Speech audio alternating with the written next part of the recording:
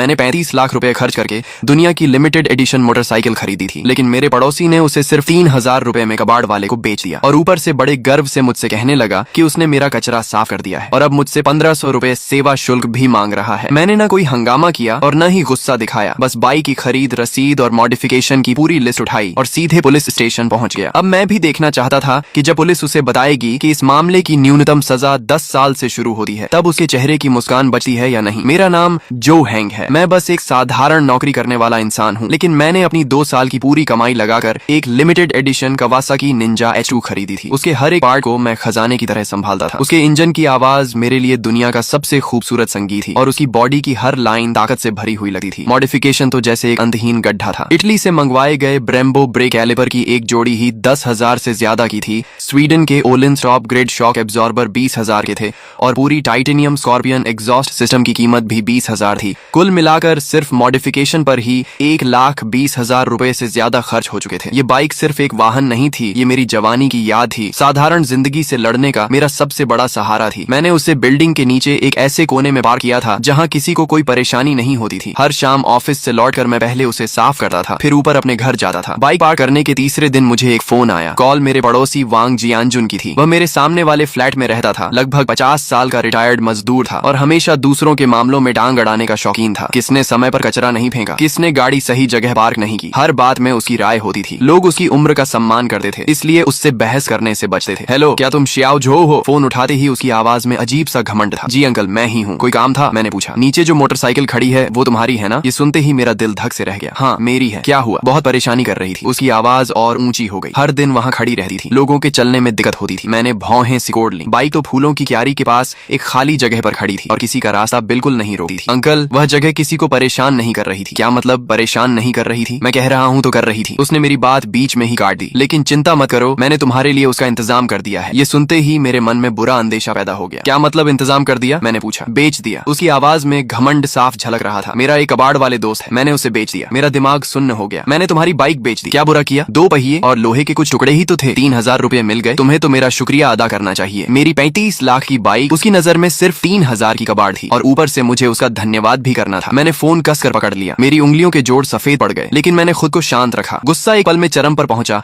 और अगले ही पल बर्फ जैसी ठंडी समझदारी में बदल गया। ऐसे लोगों पर चिल्लाना और बहस करना सबसे बेकार तरीका होता है। उसे क्या पता लिमिटेड एडिशन क्या होता है, ब्रेम्बो क्या होता है और ओलिंस क्या होता है। उसकी दुनिया में उसने मेरा कचरा साफ किया था और अच्छी कीमत पर बेचा था, इसलिए वही मेरा उपकार करने वाला था। श्याओ झो, चुप क्यों हो गए? खुशी के मारे बोलती बंद हो गई क्या? वह लगातार बोले जा रहा था। याद रखना, उन 3,000 में से आधे मेरे हैं। अगर मेरी पहचान नहीं होती तो तुम्हारी कबाड़ बाइक 1,000 में भी नहीं बिकी। मैंने आगे कुछ नहीं सुना। ठीक है अंकल, समझ गया। मैंने बिल्कुल शांत आवाज में इतना कहा और फोन काट दिया। कमरे में सन्नाटा छा गया। खिड़की से आती धूप भी आंखों में चुभ रही थी। मैं अपने स्टडी रूम में गया और दराज खोली। अंदर फाइलों का एक बड़ा ढेर रखा था। 23 लाख रुपए की खरीद रसीद, 12 लाख रुपए की मॉडिफिकेशन लिस्ट, हर आइटम का ब्रांड, मॉडल, प्राइस और परचेज डेट साफ साफ दर्ज था। मैंने सभी प्रिंटेड दस्तावेज एक साथ करीने से जमा किए। कुल 37 पन्ने थे। मैं उन फाइलों को शांत नजरों से देखता रहा। मेरी आंखें गहरे पानी की तरह स्थिर थीं। वांग जियानजुन, ये रास्ता तुमने खुद चुना है। अगर तुम्हें लगता है कि उसकी कीमत सिर्फ 3,000 है, तो अब कानून तुम्हें बताएगा कि उसकी असली कीमत कितनी है। अगले दिन मैंने ऑफिस से छुट्टी ली, फाइलों का मोटा बंडल उठाया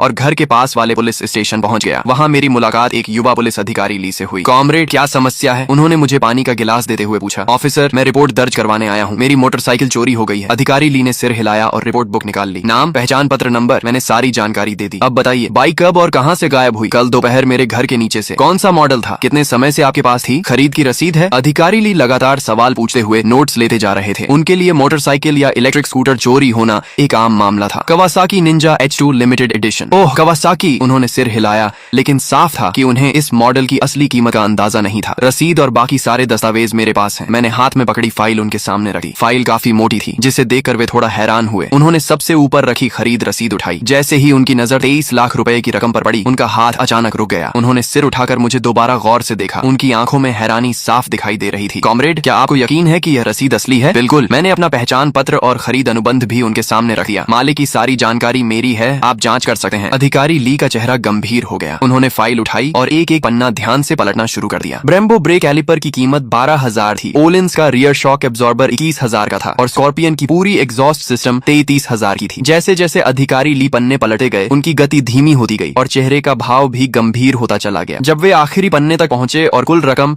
3,54,000 रुपए देखी तो उन्होंने गहरी सांस खींच ली। उनके पास बैठे एक उम्र दराज पुलिस अधिकारी भी आगे झुककर फाइल देखने लगे। कुछ देर बाद अधिकारी ली बोले, मुझे इस मामले की जानकारी हमारे स्टेशन इंचार्ज को देनी होगी। ये कहकर वे फाइल उठाकर जल्दी जल्दी स्टेशन इंचार्ज के ऑफिस की ओर चले गए। मुझे पता था कि मामला अब उसी दिशा में जा रहा है जिसकी मैंने उम्मीद की थी। कुछ हजार रुपए की बाइक चोरी होना और 3.5 लाख रुपए की बाइक चोरी होना पुलिस की नजर में दो बिल्कुल अलग स्तर की घटनाएं थी। पहले मामले में शायद सिर्फ रिपोर्ट लिखी जाती और आपको घर जाकर इंतजार करने को कहा जाता, लेकिन दूसरे मामले में स्पेशल इन्वेस्टिगेशन टीम बनती और तय समय में केस सुलझाने का दबाव होता। कुछ मिनट बाद एक मध्यम उम्र के अधिकारी जिनके कंधे पर 2 पट्टियां और एक सितारा लगा था, अधिकारी ली के साथ बाहर आए। आप मिस्टर जो हैं? उन्होंने पूछा। जी, मैंने खड़े होकर जवाब दिया। मैं इस थाने का प्रभारी हूँ, मेरा नाम झांग है। नमस्ते इंस्पेक्टर झांग, मैंने सम्मान से कहा। अधिकारी ली ने मुझे सारी जानकारी दे दी है। उन्होंने मेज पर रखी फाइलों की ओर इशारा किया। इन सभी दस्तावेजों की कॉपी सबूत के तौर पर रखी जाएगी। आपका मामला बहुत बड़ा है और इसकी प्रकृति भी गंभीर है। हमारा थाना इसे बेहद गंभीरता से ले रहा है। हम तुरंत एक स्पेशल टीम बनाकर जांच शुरू करेंगे और जल्द से जल्द आपकी बाइक वापस लाने की कोशिश करेंगे। मैंने सिर हिलाकर धन्यवाद दिया और फिर कहा, लेकिन जिसने मेरी बाइक ली है शायद मैं जानता हूँ कि वह कौन है। यह